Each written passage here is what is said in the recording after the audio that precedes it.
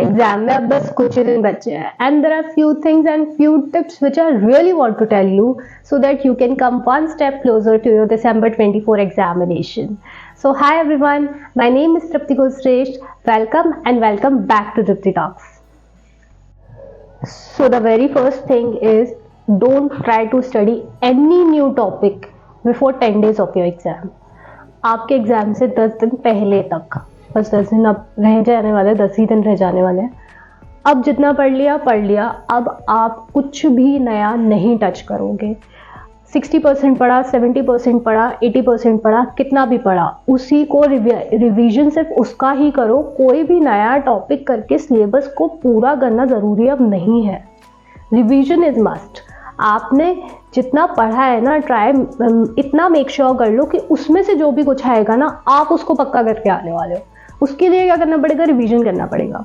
ठीक है, तो अब आप कोई भी नया टॉपिक पढ़ने की बजाय आप सिर्फ और सिर्फ रिवीजन पे फोकस करो. अपना जो भी जितना भी आपने पढ़ा है सिर्फ उसका रिवीजन करना है आपको. ठीक है, तो इसलिए कोई भी अब नया टॉपिक आपको नहीं पढ़ना है. The next thing is don't under estimate the power of MCQ. हमारे साथ होता क्या है ना कि हम पढ़ रहे हैं तो हमें लगता है क्या ही है, एमसीक्यू कर ही लेंगे. बट 30 मार्क्स के एमसीक्यू हैं, आप कैसे उन्हें हल्के में ले सकते हो? एमसीक्यू को बिल्कुल भी हल्के में नहीं लेना है. अब तो वो टाइम है कि आपको दिन में 1 से 1.5 घंटा एमसीक्यू करने ही करने हैं. अब तो आपको ये मेक श्योर करना है आज से ही कि आप एमसीक्यू की प्रैक्टिस डेली करोगे. एंड चलो एक चैलेंज रखते हैं, एक टास्क रखते हैं. चैलेंज ये कुछ भी नहीं है, एक टास्क है. ठीक है, आपके ही भले के लिए. आप जितना इसके साथ लॉयल रहोगे उतना ही आपके लिए अच्छा हो जाएगा. टेलीग्राम ग्रुप का लिंक तो आपको पता ही है, आप में से बहुत से लोग टेलीग्राम ग्रुप में होंगे भी. आप डेली अपने जितने एमसीक्यू सॉल्व करोगे उसमें फोटो भेजोगे कि मतलब जिस पेज पे भी आपने एमसीक्यू सॉल्व करे कि आपने एमसीक्यू सॉल्व करे. आपके लिए टास्क रहेगा एंड आप लॉयल रहोगे तो आपकी एमसीक्यू प्रैक्टिस भी अच्छे से होगी. ठीक है, so try to make sure कि आज से आप डेली 1 से 1.5 घंटा एमसीक्यू की प्रैक्टिस करोगे ही करोगे. The next thing is past year examination.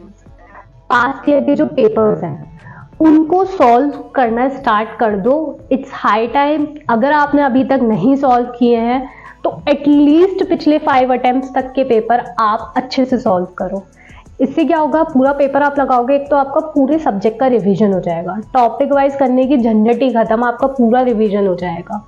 ठीक है, एंड पास्ट ईयर के पेपर्स करना बहुत ज़्यादा इंपॉर्टेंट है. कभी कभी ऐसा होता है कि सेम तो नहीं कहूँगी बट मिलता जुलता कुछ इधर उधर एडजस्टमेंट करके क्वेश्चन आपका वहाँ से आ सकता है.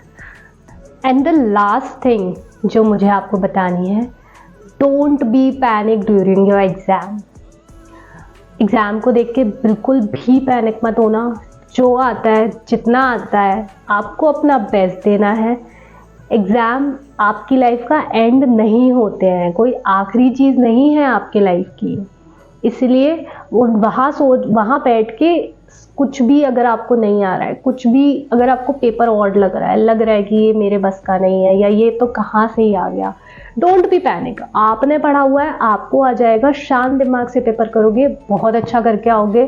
अगर आप थोड़ा भी पैनिक हो गए ना किसी भी क्वेश्चन को देखते हुए, आपको जो आता है, जितना आता है, आप वो भूल जाओगे. उसका सबसे अच्छा तरीका यही है कि सबसे पहले जो आपको 5 मिनट मिलते हैं, पेपर को पहले ही मिल जाता है, पेपर 15 मिनट पहले ही, उसमें जो आपको आता है ना उसको टिक कर लो एंड सबसे पहले आप वही करोगे.